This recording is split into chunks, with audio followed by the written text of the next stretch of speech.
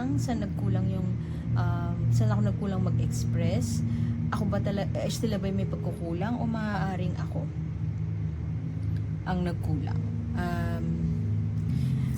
Ito kasi pag alis to hindi ko masabi na ikaw yung umalis o yung partner mo yung umalis. Kung ano man yung isang bagay na hindi natuloy na akala mo, alam mo yung pera na naging bato pa, ganun tong spread na to.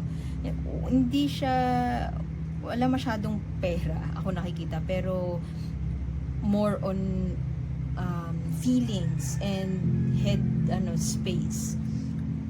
So maaaring sa relasyon ito hindi makaalis si Capricorn kasi parang iniisip niya na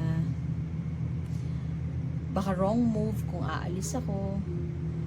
Kung si Capricorn, kung ikaw naman yung iniwan, Capricorn, parang iniisip mo, ba't ganun? Saan ako nagkulang?